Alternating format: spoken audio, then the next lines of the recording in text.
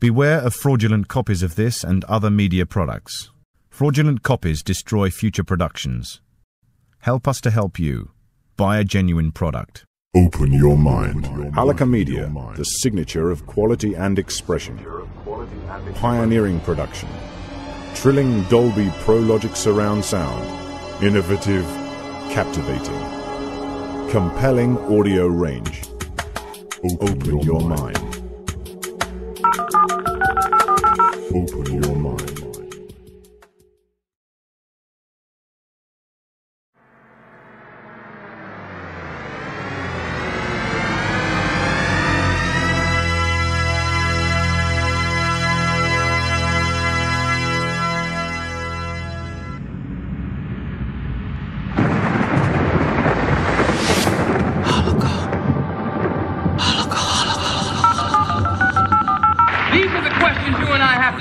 Exceeding OPEC production limits, helping to drive down the price of oil from $20.50 a barrel in the opening days of 1990 to a mere $13.60 a barrel by summer. You have to understand the difference. We didn't come over on the Nina, the Pinta, and the whatchamacallit. We didn't land on Plymouth Rock. Plymouth Rock landed on us. Landed right on top of us. Where's the outcry? Why? You can get all the film and the footage of all the carnage in Los Angeles, but you can show me no footage of any damage in Iraq. And all you show me is some surgical strike. Now, 1 year later, it comes out that these so-called surgical strikes were mixed in. And they were mixing their targets.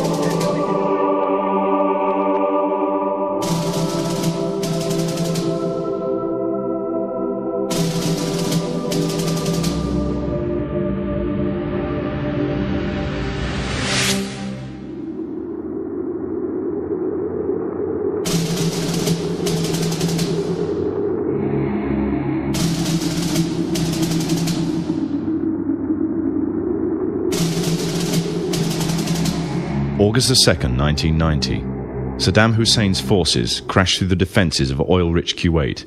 In fear of an Iraqi invasion into Saudi Arabia, the United States and her coalition allies poured into the Arabian Peninsula to form a deterrent that would be known as Desert Shield.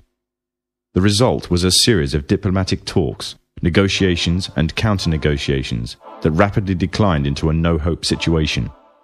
On August 17th, 1991, Desert Shield became Desert Storm.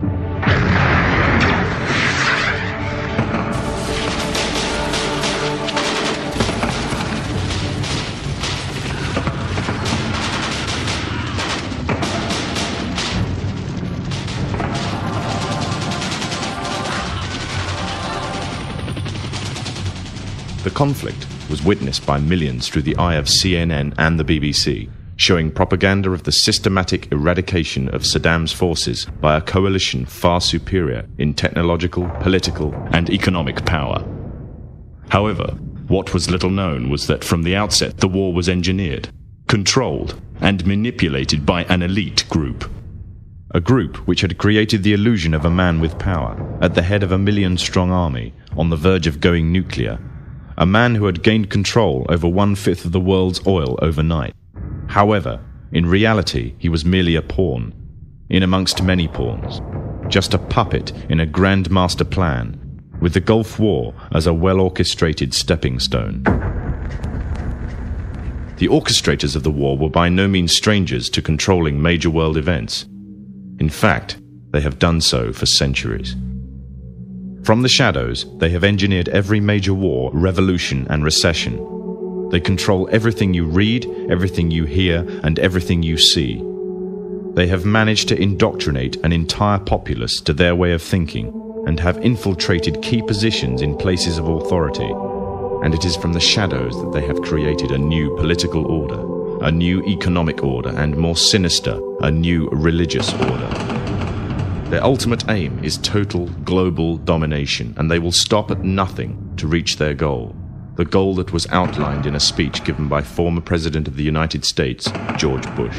What is at stake is more than one small country. It is a big idea, a new world order.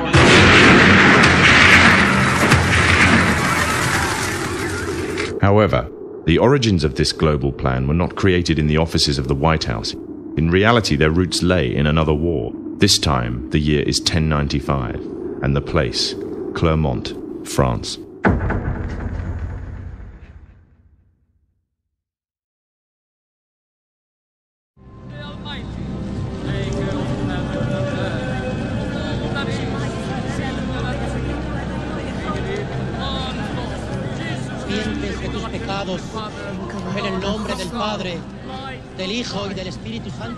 The 11th century Europe was ruled by the Church, which held a firm grip on the hearts and minds of the people. This power enabled Pope Urban II to wage war on the Muslim Caliphate and crusade in what he called a War of the Cross to recapture the land of Jerusalem. It had been under Muslim rule since the year 637, but in 1099 this rule was brought to a bloody and sudden end. In the name of the cross, women were raped and murdered. Children were put to the sword, and it is said that blood ran in the streets knee-high to the horses.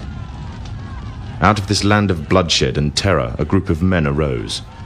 Men that would stop at nothing to get what they wanted, no matter what the cost. 20 years after Jerusalem was taken, the Dome of the Rock was seized by a group of warrior monks calling themselves the Knights of the Temple of Solomon, or more simply, the Knights Templars.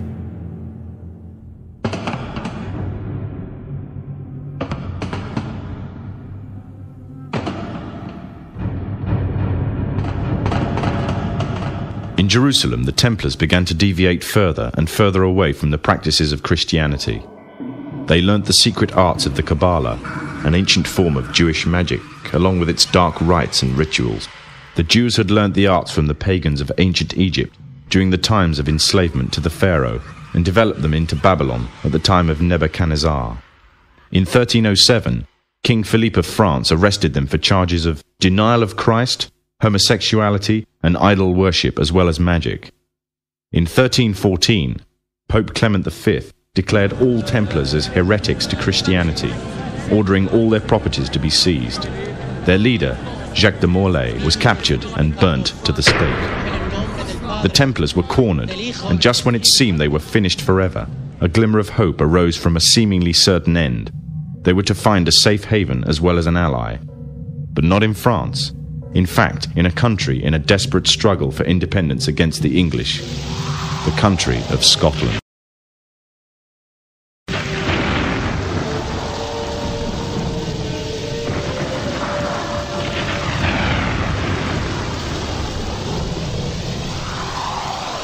For some, Scotland's hope of independence had died with the death of William Wallace. However, to the King of Scotland, Robert the Bruce, the arrival of the Templars gave him a new secret weapon. Their experience, gained over 200 years of fighting the mighty armies of Islam, had made them expert in combat and warfare, and more than a match for any army brought before them. In 1314, the Templars, allied with Robert the Bruce and his army, took to the fields of Bannockburn in the long-awaited showdown with the English. Robert the Bruce's foresight paid off. The 25,000-strong English army suffered a humiliating defeat at the hands of only 6,500 men. The dream of an independent Scotland had finally been achieved. The Templars had brought themselves back from the brink of destruction, and never again would they allow themselves to be destroyed.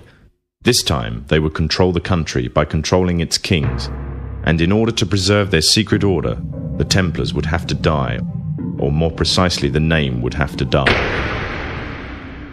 The Templars, who had escaped Europe, were finally laid to rest in Roslin Chapel, Scotland, which stands to this day as sign of their presence in Britain. Their descendants became the true power of Scotland. In 1603, the death of Queen Elizabeth I left England without an heir to the throne. By virtue of descent, King James V of Scotland became King of England. In doing so, Scotland and England joined to form a new kingdom, and the power that the Templars held over Scotland spread to give them a firm grip on the whole of Great Britain. For over 100 years, the Templars concealed their activities, fading into the background until they were little known and little remembered. However, they did not cease to keep a firm grip on Britain. All the time they were planning, regrouping, and infiltrating positions of power in all corners of the kingdom. In 1717, the Templars made their reappearance in Europe. They had grown in both number and strength, and were now ready to coin a new identity, free from their reputation of the past, and given credibility by none other than the monarchy and aristocracy of England. And the name they chose for themselves was a name that would be known by many, but understood by a few. This new name, the Freemasons. The new identity and the grandeur of its members afforded the Masons with respect and dignity.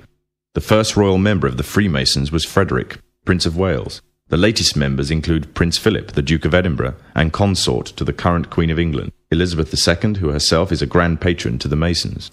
However, behind closed doors, the Freemasons were free to indulge in the secret rites and rituals handed down to them by their ancestors, and these became the basis of their levels of membership, called degrees. The Freemasons were not content with power in Britain alone. Their ambitions were far greater. In the years to come, the world would witness Europe and America being plagued by wars and revolutions, each more devastating than the other. However, these would not be as commonly believed, the spontaneous effects of a downtrodden people, but in fact schemes created by the exclusive few driven by hunger for absolute power. All this would take place from the very country from which they had fled centuries earlier, and would become the base for their global domination.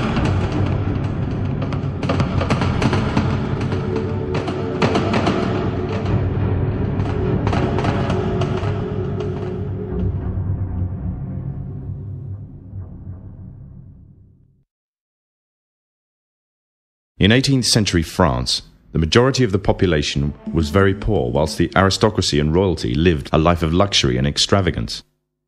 There existed a wide gulf between the two classes.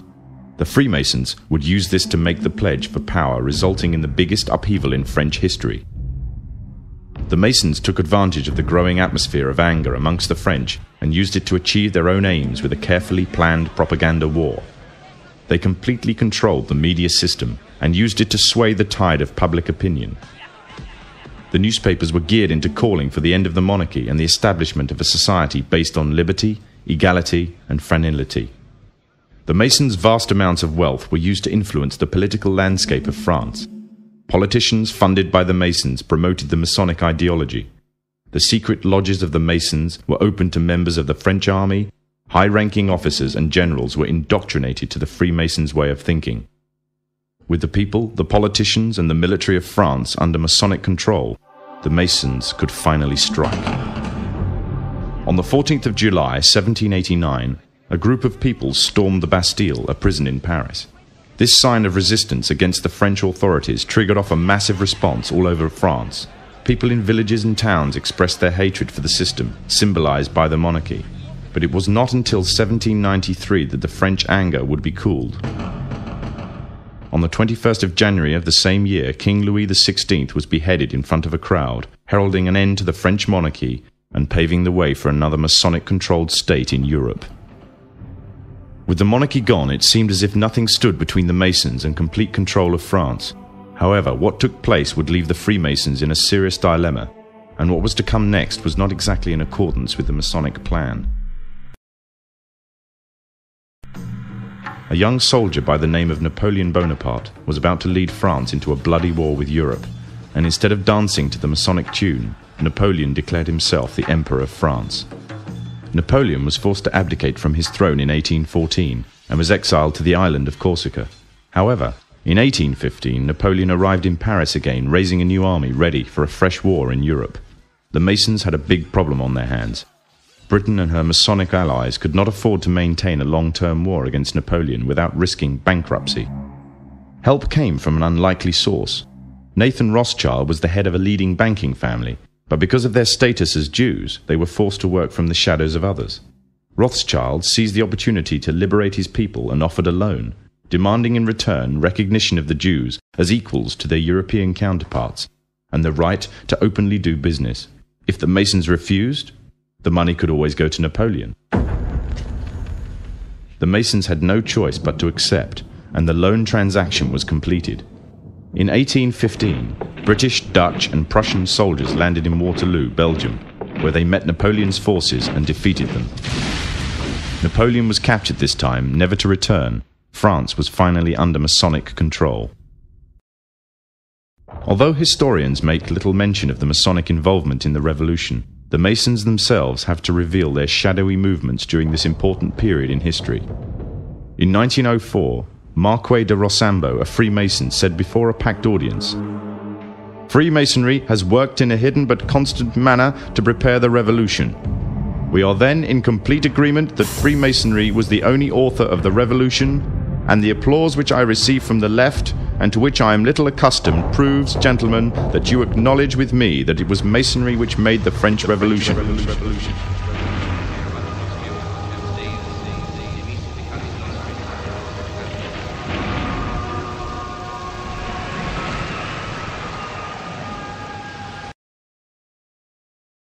When the so-called founding fathers of America landed on Plymouth Rock, not only did they bring with them disfranchised people, they also brought the Freemasonic elements of Europe. The injustices which the fathers of America were escaping from in Europe was also to be found in the new land, in the form of a tyrannical British regime. In order to gain complete dominance of the new state, the Masons used the same methods they had used to gain control of France.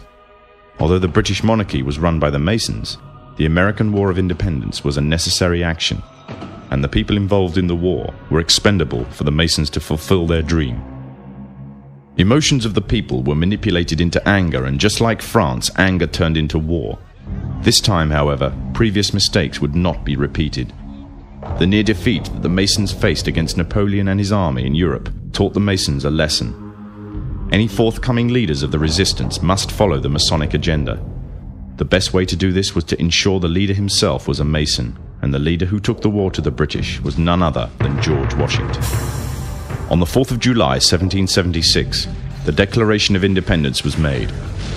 On the 17th of October 1781, the British were finally defeated and surrendered the colonies to the Americans, and the world's first Masonic state was born, a nation that would represent Masonry in every way. A sign of the Masonic presence in America is plainly visible on the dollar bill, which carries a picture of George Washington, the first Freemasonic president in the world, and a picture of the Freemasonic symbol of the so-called all-seeing one eye.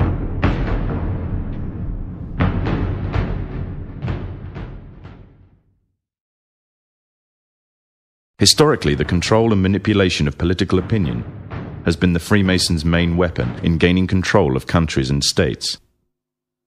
Once in control of the rulers and politicians of a country, laws and political structures could be changed in accordance with their agenda.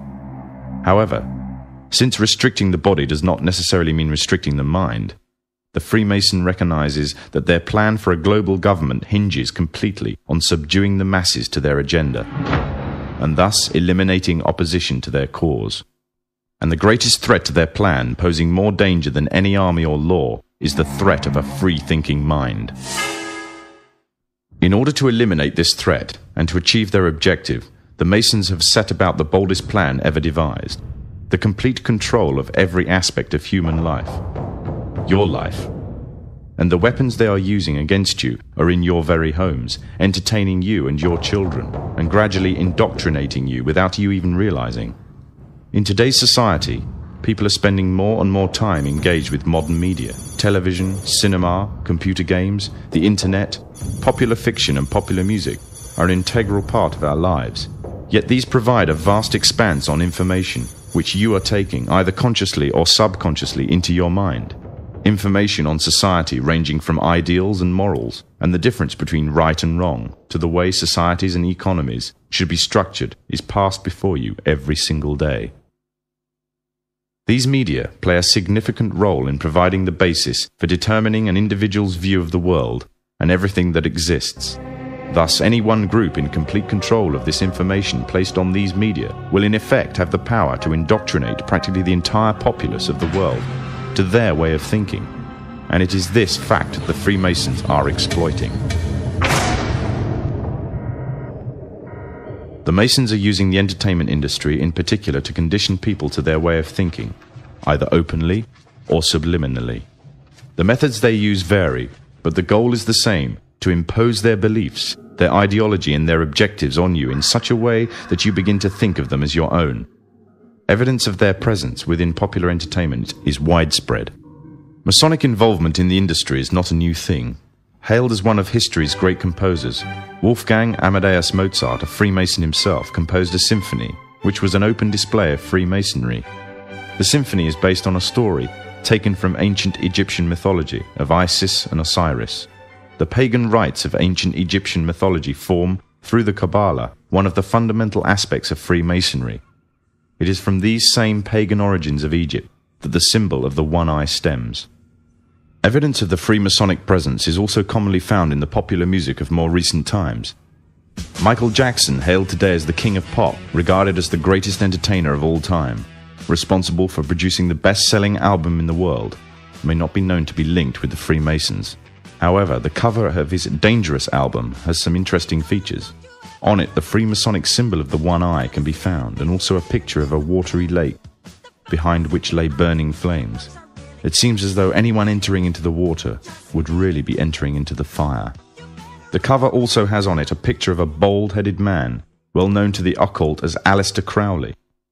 Aleister Crowley himself was a Freemason who became a Satanist and wrote the book The New Law of Man, which stated in it that it would one day replace the Quran as the law of man. Links between Freemasonry and the occult do not end there. The products of the Masonically controlled music industry are riddled with subliminal satanic messages. Backtracking is the means of placing recorded messages into soundtracks in such a way that they only become intelligible when the track is replayed backwards. When it's played forwards, however, the listener would be totally unaware that a message is being played. Although the listener may be unaware, the subconscious mind can pick up and understand the messages, and in the long term these can be stored in the subconscious mind, and may actually affect a person's behavior or judgment. In many ways, backtracking is like a form of hypnotism or brainwashing, and has the power to be very destructive. The first example of backtracking is from the famous female artist Madonna. It features on one of her most famous albums and is taken from the song Like a Prayer. Played forwards, the song sounds like this.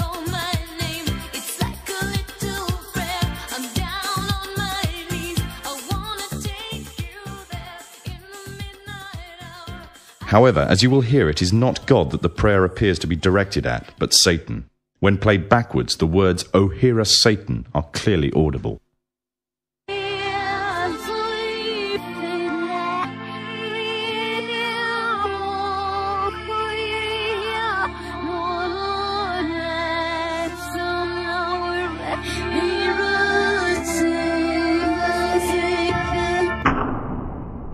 The Freemasonic one eye has also been featured on the video for one of Madonna's songs, where Madonna actually appears with the one eye coming out from her forehead.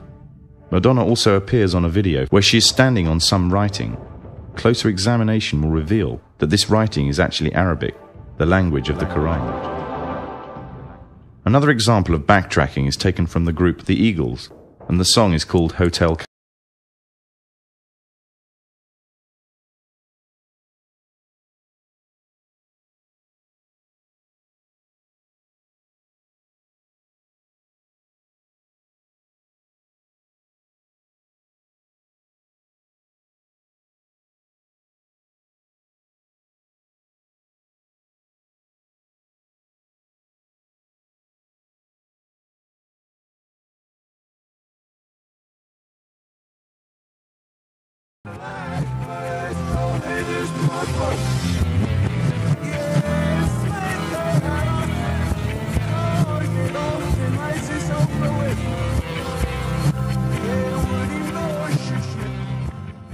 The words "Yeah, Satan" can be clearly heard when the song is played backwards. As well as containing this message, the song itself is a story in its own right. The California of the song is not a hotel, but is actually a street in America called California. It is on this very street that the headquarters of a church were founded, but it was not the type of church that one may think. Instead, it is a church that some have called the Church of Satan. It was headed and founded by Anthony Sands de Levi, the author of the Satanic Bible. It appears that the teachings of this church may have become the integral belief of many famous personalities in the entertainment industry, from rock groups to more mainstream artists. Some have gone as far as promoting the church and its beliefs. One alleged member of the church is the lead singer of the Rolling Stones, Mick Jagger, who wrote the song "Sympathy for the Devil." It seems that what originally started as a Christian organization later turned into a heretic religion, even for the Christians, and now has satanic elements mixed in. The entire entertainment world is rife with evidence of the Freemasons' presence. Openly or subliminally, their agenda and beliefs and ideals are propagated. This is especially evident within the film industry. On the big screen and the small screen, from big-budget Hollywood films to simple cartoons, the Masons have not left anything to chance in promoting their message of a global government. Matt Groening, the creator of one of the most popular cartoon series in television history, The Simpsons, is a self-confessed anarchist. Matt Groening himself has openly declared that he wanted to get his own political ideas across within his work. But he wanted to do this in such a way that people would find it easy to accept his ideas, and the means he chose to this was a clever little cartoon called The Simpsons. So what exactly is The Simpsons teaching us and our children? There are many lessons being programmed into us. These include disregard for authority, either parental and governmental, that bad manners and disobedience is the way to attain status amongst people, and that ignorance is trendy and cool, whereas knowledge is unfashionable. However, what is especially worrying is the Masonic undertones of one episode in particular. The episode in which the father figure of the family, Homer Simpson, becomes obsessed with a group called the Stonecutters, or should it be called the Freemasons? Upon joining the group, his fellow members find a birthmark on him, a mark that makes the rest of the group declare him to be the chosen one. You are the chosen one, whom the sacred parchment prophesied would lead us to glory. But with his newfound honor and dignity, he, Homer Simpson, fools himself into thinking that he is God. I always wondered if there was a God, and now I know there is, and it's me. Some may dismiss it as nothing more than a children's cartoon, a bit of harmless fun. But the influence it has on audience makes it a very effective means of propaganda, indoctrinating a people without them even realizing. Its very creators admit that they are propagating their political ideas to the audience in a covert manner. Ideas spread through the domestic television can reach a far wider audience than movies and cinema. And it is through this media that a new concept is being introduced. The concept of one global leader. Famous for his novel The Jungle Book, Rudyard Kipling, another Freemason, wrote a book called The Man Who Would One Day Be King. This was later made into a big-budget Hollywood film, starring the likes of Sean Connery, Michael Caine, and Saeed Jaffari. The book is the story of two soldiers that journey to a country on the edge of India, a country that was once rumoured to contain great riches, that once belonged to Alexander the Great. Upon reaching the country, the two soldiers are captured by the local inhabitants, a people called Kafirs, named after their country, Kafiristan. When the two men are about to be killed, a necklace is discovered around the neck of one of the soldiers. Engraved on it is the symbol of the Masonic one eye. The Kafirs revere him as their god and attribute to him the divine attribute of immortality. The man himself first regards himself as a king, and then in his newfound power begins to regard himself really as being a god. From the Muslim perspective, if not that of others, the similitudes that can be drawn from this story are very interesting. The Muslim scriptures, called Hadith, contain many prophecies of the Prophet Muhammad. In these, it is prophesied that a man would arise from amidst the Kafirs, which means infidels in Islam, who would be recognized by his one eye and would be made a world leader, claiming first to be a king and then later to being God, and that he will seem immortal until an appointed time. In another film, the concept of a global leader and global government is also strongly propagated. In 1996, the film Independence Day broke all box office records, becoming the 7th highest-ranking film of all time. It entranced audiences around the world with a fictional story of an alien invasion on Earth. However, deep within the film's subliminal messages can be found, indicating the Freemasonic presence and the Freemasonic agenda. In the film, there is a military base known as Area 51. It is from here that the military offensive is launched, on which the salvation of the whole world and the future of its inhabitants depends. The entrance to this installation is a pyramid, on which is engraved the symbol of the one eye. The film shows the USA as the forerunner in establishing a global offensive, involving all the nations of the world, an offensive which is devised, controlled and commanded by one man, one overall leader.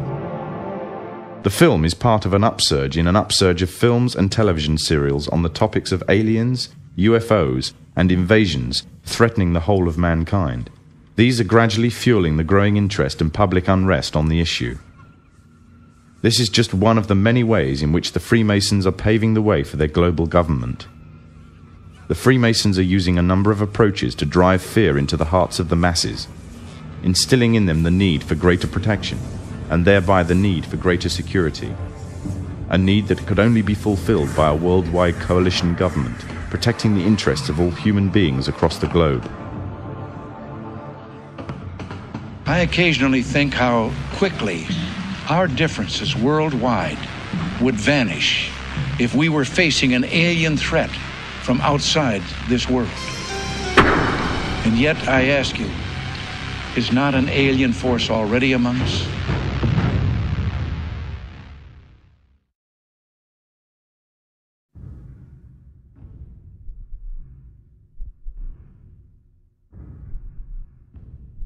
Other tactics that the Masons are using in order to bring about a one-world government and the need for a global security force controlled by them is to allow crime rates to soar, thus creating fear for personal and national security.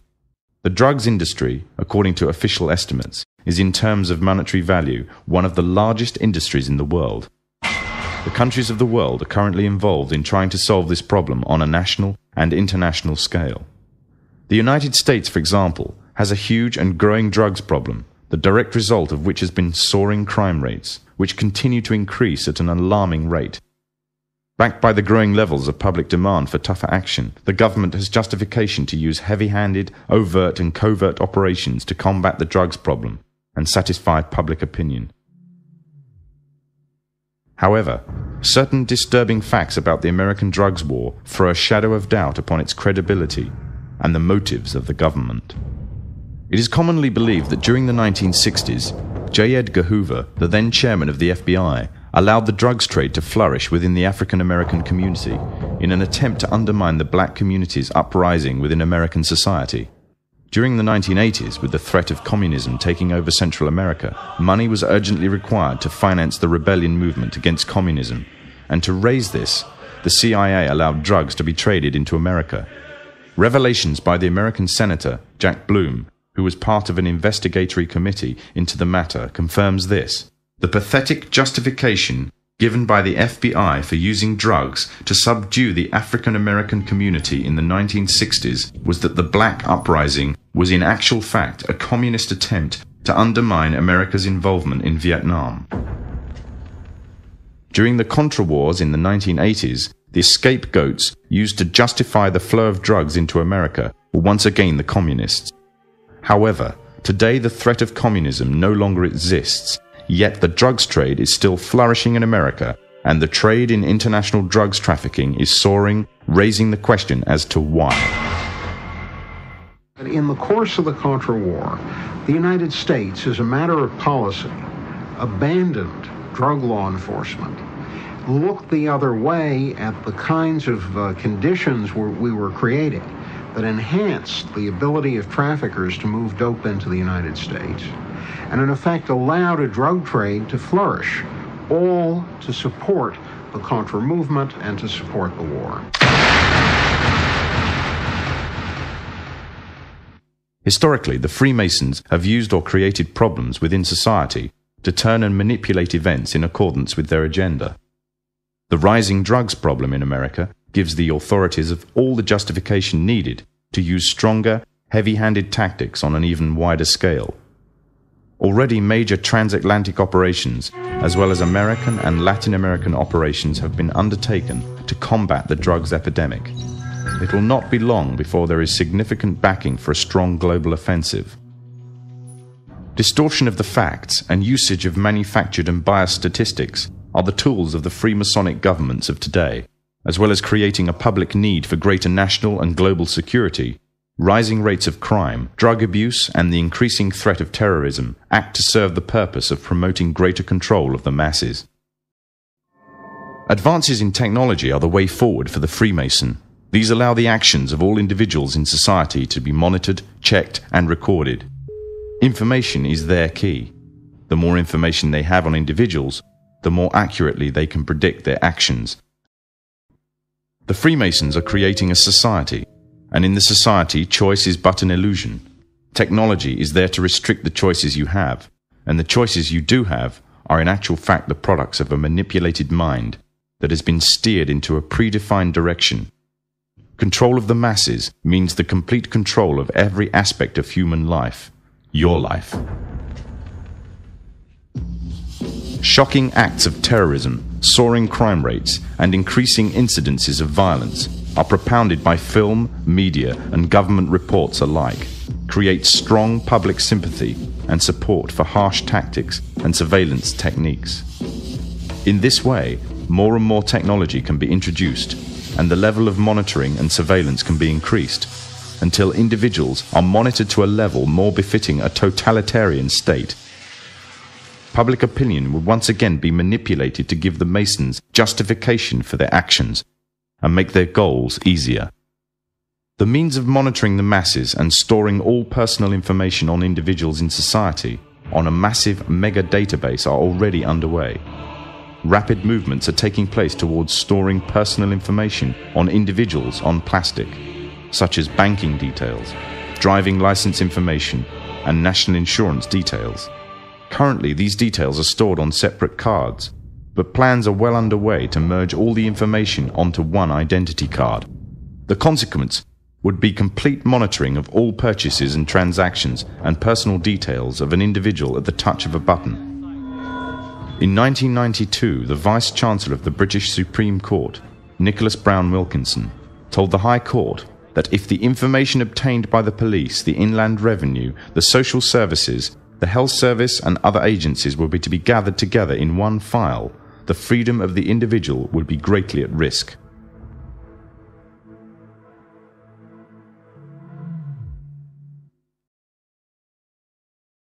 However, the Freemasons, through the governments controlled by them, already have access to a vast array of information about you. They can already find out who you talk to on the phone, where you work, where you shop, what you eat, what you wear, how much you are worth, what you earn, and the list goes on and on. One identity card would allow even closer monitoring and enable a complete psychological profile to be compiled on every individual in society. Information which would make it very easy to predict, control, and manipulate actions. However, there is a gap that the Masons need to fill in. By using hard currency, an individual can evade detection and vital information is lost since hard currency transactions are untraceable. As a result, moves are being made to replace hard currency with a system that relies totally on electronic funds transfer. In other words, a system that relies totally on cards. Trails in Swindon have heralded the first signs of a move towards the introduction of smart cards and electronic money on a national scale in the UK. The Mondex scheme is pioneered by NatWest and Midland Banks and British Telecom, and is the first British trail of a smart card. Inside a smart card is a microchip which calculates every single transaction, not only financial transactions, but records every single thing for which it is used. It can serve as a credit card, a building society passbook, library card, travel card, phone card, and quite possibly an identity card. The concept was pioneered in France, which already has its own rigorous identity system. Although an identity card would reveal much detail, it would not be able to locate any one person precisely at any given instant time. This would require some sort of tracking device that could be put on and detected wherever that person may be on the globe. The tracking device would be an all-purpose microchipped identification device or an electronic implant placed under the skin. These implants could then send off a signal which could then be picked up by satellite in low Earth orbit, locating and identifying the subject.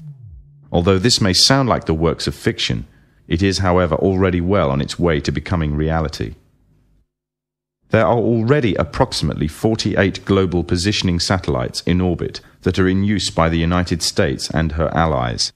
These satellites can act upon incoming signals and pass down accurate information to the source of the signal about its location.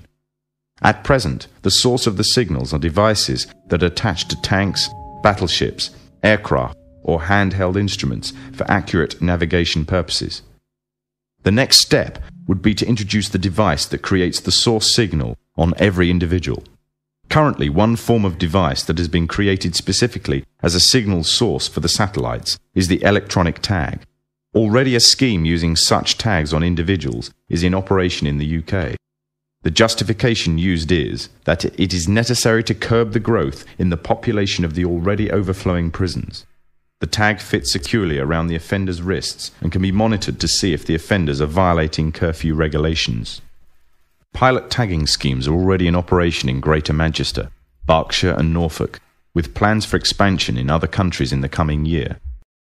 In an article of the Daily Telegraph dated the 13th of November 1997, Jack Straw, the current British Home Secretary, stated that electronic tagging has developed rapidly in the past few years, as has people's confidence in it. There is no argument that it has within it the scope for further significant development. And with the people firmly under their watchful eye, the Masons can now further advance their plans for global control, manipulating them in accordance with their own ends, and this manipulation would be achieved by any means necessary.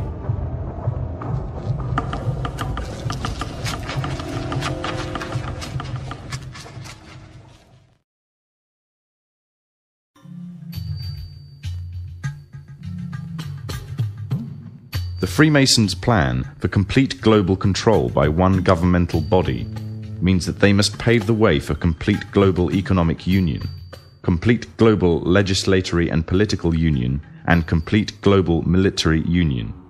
On March the 25th, 1957, with the creation of the European Economic Community, the first significant steps in the creation of this global government were taken. Since then, the EEC has become a testing ground for the New World Order. With the basic tenets of freedom of movement between member states already established, goods and people can move relatively freely within this one superstate. The plans are already underway for the establishment of complete monetary union, and the powers of the governmental body of Europe are growing every day, paving the way for complete political and legislatory union. All this will mean that eventually, in the superstate of the European Economic Community, there will be one currency, one economy, and one government. And the government would most certainly be a Masonic government. The three most important players of the European community are Britain, France, and Germany. Britain and France have long been Masonically controlled nations. During World War II, Germany was completely annexed by Britain and France, along with the United States, another Masonic nation, and the Soviet Union. The sectors of Germany controlled by the former three countries, the Masonic nations, formed a separate political identity called West Germany. And with the downfall of the Berlin Wall, West Germany has now taken over the former East Germany. Europe is not alone in its efforts to achieve superstate status. America and Mexico are currently the only two members of NAFTA, the North American Free Trade Agreement. However, the nations of the South are increasingly being pursued to join. With Masonic superstates in both Europe and America firmly established, global union would be a logical and easy progression. However, there is another problem that the Masons need to contend with if they are to be the masters of this global union. By the 1970s, it was becoming increasingly clear that the population of Europe and white America was rapidly declining. Unless something was done, the expanding size of the population of third world nations would pose a serious threat to national security of Masonically controlled countries. Western consumer power and productivity would reduce, and as a result, they would be completely dependent on that of the third world population. Somehow, the gap between Western population and third world population had to be a bridge to restore Western supremacy, or more precisely, Masonic supremacy, at a global scale. In the 1970s, President Jimmy Carter commissioned the Global 2000 report. The findings of the report blamed virtually all of the world problems on the population growth of non-white people. The report went on as far as recommending the elimination of at least 2 billion people in third world nations off the face of the earth by the year 2000 in order to restore Western supremacy. Interestingly enough, also in the 70s, the AIDS epidemic broke out, claiming huge amounts of life in third world nations, as well as amongst the growing black and Hispanic population of America. It was said that the virus originated from green monkeys in Africa and was later passed on to the local population through either acts of bestiality or through consuming them as food. From there on, AIDS spread like wildfire across the African continent and later on to the rest of the world, claiming millions of lives. However, the story was just a smokescreen. On June 2nd, 1988, the Los Angeles Times published an article refuting the idea that the human AIDS virus originated from green monkeys. It uncovered evidence that the DNA composition of AIDS was totally inconsistent with that of green monkeys. In fact, it could be proven that the AIDS virus could not be found anywhere in nature and could only have ever survived in the human biological system. On July 4th, 1984, the New Delhi newspaper in India called The Patriot published an article making the first detailed charges of AIDS as being a counter-biological warfare agent. An anonymous American anthropologist was quoted claiming that AIDS was genetically engineered at the US Army's Biological Warfare Laboratory at Fort Detrick near Frederick, Maryland. Then on October 30th, 1985, the Soviet journal Literaturia Gazeta repeated the charges made by the Indian newspaper, making it an international controversy. All this, however, was easily passed off as a communist rhetoric by the Masonic West. However, on October 26, 1986, the Sunday Express became the first Western newspaper to run a front-page story confirming the findings of the Indian and Soviet newspapers entitled AIDS Made in Lab Shop. In this article, a distinguished physician, Dr. John Seal, and Professor Jacob Siegel, the retired director of the Institute of Biology at Berlin University, both concluded that the AIDS virus was man-made. The outbreak of AIDS has been linked to vaccine programs around the world. The internationally respected London Times newspaper published an article at the front page story on May 11, 1987, entitled "Smallpox Vaccine Triggered AIDS." The article establishes a direct correlation between the smallpox vaccine administered by the World Health Organization to an estimated 50 to 70 million people in different Central African countries and the subsequent outbreaks of AIDS in those regions. The World Health Organization is the medical wing of the United Nations.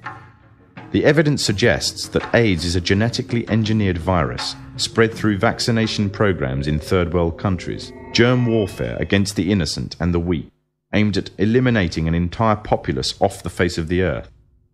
AIDS is nothing other than the modern-day final solution, and all of this for the purpose of installing an economic policy that would give complete global domination to the Masonic West. However, for the Freemasons' economic domination on its own is not enough. In order to have Masonic governments at the head of global union, under complete Masonic control, an economic union may suffice, but to keep it there, they would need a military union, and that union would be none other than the UN.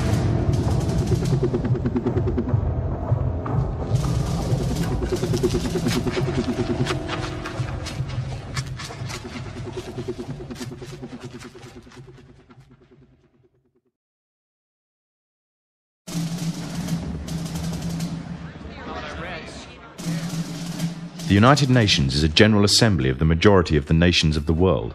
Britain, France and America are already ranked within the 5 major powers of its Security Council, with the others being Russia and China. This means they have enough power to veto any motions passed. In December 1992, the President of the General Assembly declared that the UN must become a functional world parliament, and went on to say that the UN should be equipped with its own intelligence service. However, the UN has already attained military power. It operates its own army, an army that stood back while thousands of Muslims were killed by the Serbs in Bosnia, and instead implement an arms embargo that left the Muslims without any means of self-defense. When UN soldiers were sent to wage war against General Mohammed Farah Aidid during the months between June and October 1993, American helicopters fired on hospitals, houses and civilian crowds, killing hundreds of unarmed people. After an attack in which 71 died, the head of the UN mission, Admiral Jonathan Howe, said, "We knew what we were hitting. It was well planned." This was a clear breach of the Geneva Convention, but when the US military attorney was confronted on these points, his reply was that the Geneva Convention did not apply to the UN forces on the technicality that the UN is not the signatory to the convention. In other words, UN troops were free to commit any war crimes or atrocities they wanted and were above any law. In fact, the UN, far from bringing peace with it as it claims, instead has spread corruption in the land, leaving a trail of death and destruction wherever it has gone. Days of the Cold War, the very existence of the Soviet Union meant that the Freemasons' path to a global government would take time. Now that communism has been destroyed, it seems that the Freemasons can at last use the UN to achieve their goals of a global government, therefore having the entire world at their grasp with none to stand in their way, or so they thought. For as the earth cries out because of the corruption and injustice they have spread over the land, through the agonizing centuries of their domination, the world is witnessing the reawakening of an old warrior. Now the Freemasons have another enemy to contend with, an enemy which they have thought that they have destroyed. An enemy that will never bow down to the evil and demonic plan of the Freemasons. That enemy is Islam, and against it they have declared war.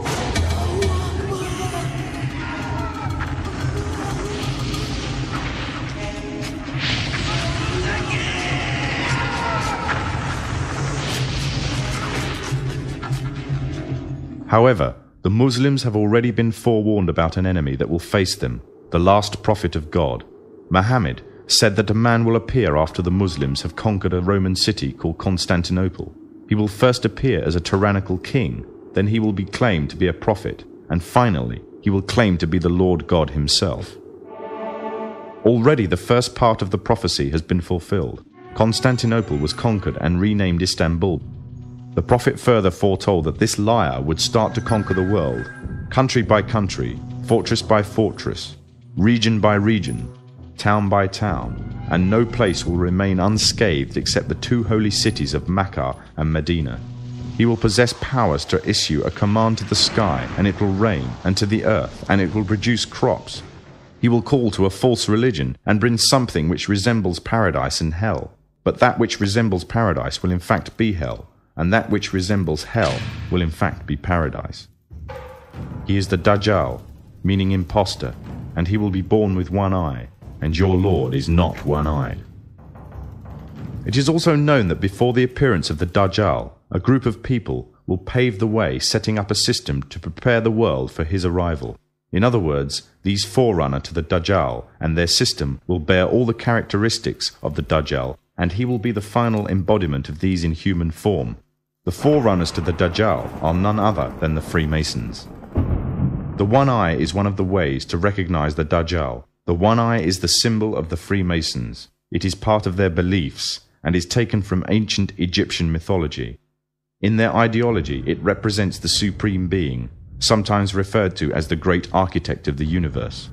The scholars of Islam say that the similitude of the Dajjal is that of the Pharaoh who tarried with the prophet Moses. The Pharaoh was a tyrannical leader who elevated himself in status and declared himself to be God. He used magicians to create illusions and fool the people, and oppressed all who did not conform to his false religion. Today the Freemasons weave another kind of magic. The illusions they create take the form of hidden or openly propagated messages in films, televisions, cartoons, music, and all the other cogs in their well-oiled media machine. And this same media machine has continuously been put into action to slander and destroy the character of Islam, following another trait of the Dajjal, who goes further and slanders God directly. The Dajjal is an oppressor to all who do not follow him. He will have powers to increase the land harvest or destroy it, depending whether the people follow him. Similarly, the Freemasonic West, through the World Bank, hold the third world nations to ransom if they do not act in accordance with their wishes. Abundance of IMF development loans are often used to ensnare such nations, and the unattainable interest payments keep them ensnared. They are forced to submit or face economic collapse and dire poverty. Another way in which the Dajjal will control the people, either deluding them or forcing them to submit, is by spreading disease. He will have the ability to spread disease or cure it, effectively playing God, and with this power he will delude many to his false religion. The Freemasons also play with people's lives in this manner. Evidence exists showing that many viruses have created or mutated in military labs and later used in experiments on human beings. And it has been established that AIDS is a man-made tool used to suit the purposes of Masonic West. The Dajjal shall try to strip God of all of his divine attributes and claim them for himself. This arrogance is also the way of the Freemasons, who are engaged in replacing the laws of God with those that are man-made and claiming justice across the land, trying to see and hear everything, using genetics to alter and to improve the creation to reach their false standards. Their arrogance knows no bounds, and they obey no law but that of their own making. These are the forerunners to the Dajjal. These are the Freemasons.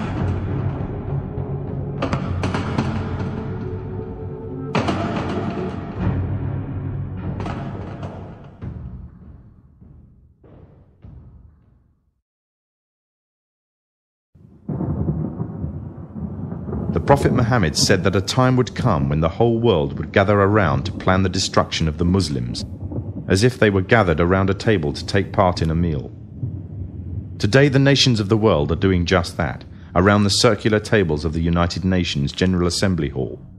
He also said that the time of the Dajjal will be years of confusion. People will believe a liar and disbelieve one who is trustworthy, and those who rebel against God will have a say in general affair.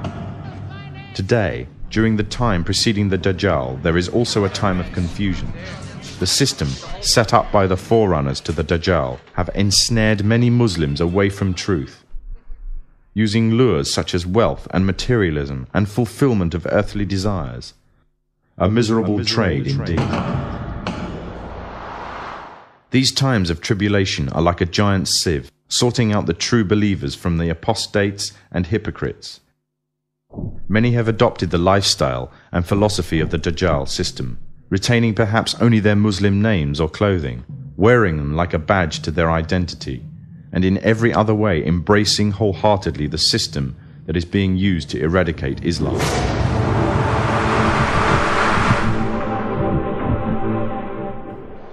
Embracing the same system that stood back and did nothing when pregnant Muslim women had their bellies ripped open by Serbs, killing them and the contents of their wombs. The same system that stands still whilst women and small girls are being raped in Kashmir. A system that stood still whilst mothers saw their children dragged away by soldiers during the night, never to return, simply because they spoke out against being refugees in their own homeland. And the same system that said nothing to the tyrant that gassed women and children simply because he danced the Masonic tune. For those who choose this system, claim to love Allah and His Messenger, but hate what He has brought, leave the guidance that is Islam, and they adhere to the evil system of the Dajjal, living their lives in accordance with its rules and seeking from it worldly rewards, disregarding the truth that is the laws of Allah. They are those who invite upon themselves the wrath of Allah.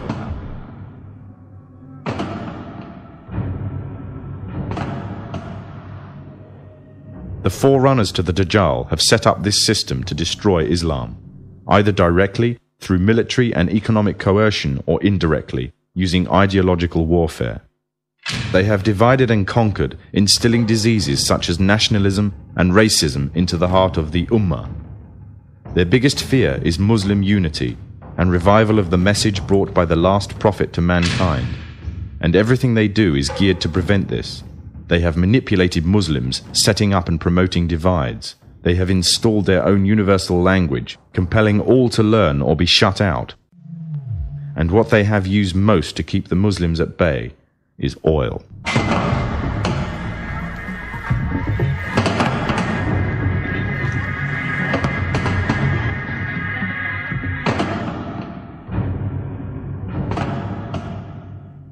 During World War I, the Freemasonic governments managed to destroy the Islamic Caliphate and annex all its territories. The part now called Iraq was put to British mandate. After its independence, the USA took over interest in Iraq. In fear of a purist Islamic uprising, the CIA aided the Ba'ath Party's rise to power, making Saddam Hussein the leader of Iraq and an ally to the Masonic states. When Kuwait later started raising its oil prices, it was destroying the war-torn economy of Iraq. Threats were made but ignored. The situation worsened until finally Iraqi troops were mobilized to the border. The Freemasonic media, the American media in particular, portrayed this as a shock and outrage. However, it is reported that the US ambassador to Kuwait had prior knowledge of the invasion and Iraq's intentions, as did the CIA. After the Gulf War, Saddam is still alive, and Kuwait has been liberated. It remains to be asked exactly what purpose the Gulf War served to its Freemasonic orchestrators. The Masonic West has long realized that the control of oil is vital to their economies. One of the main reasons is their reliance on cars and road transport. However, although technology exists to mass-produce fully operational electric cars, all attempts to do so have been vetoed.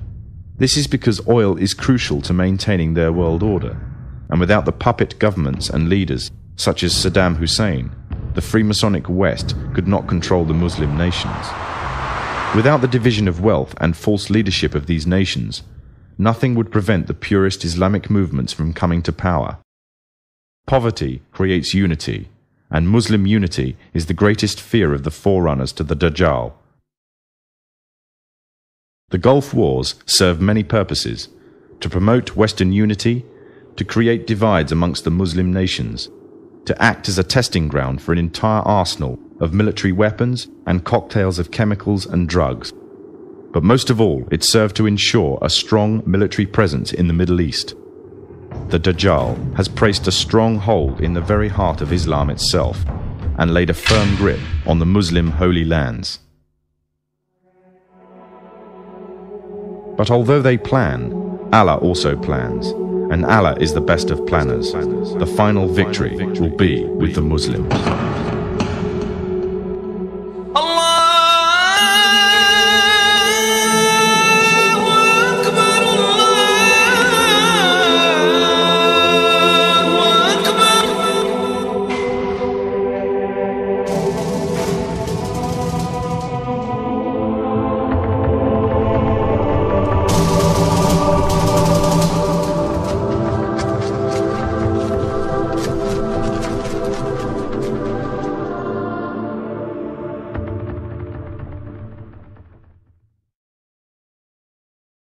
Open your mind. Halakha Media, the signature of quality and expression. Pioneering production. Trilling Dolby Pro Logic surround sound. Innovative, captivating. Compelling audio range. Open your mind. Open your mind. Open your mind. Visit www.halakha.com for more information. Signature of quality and expression. Once again, from the pen of Harun Yahya and the production of Halakha Media, we give you an exclusive and insightful look into the dark face of Darwinism.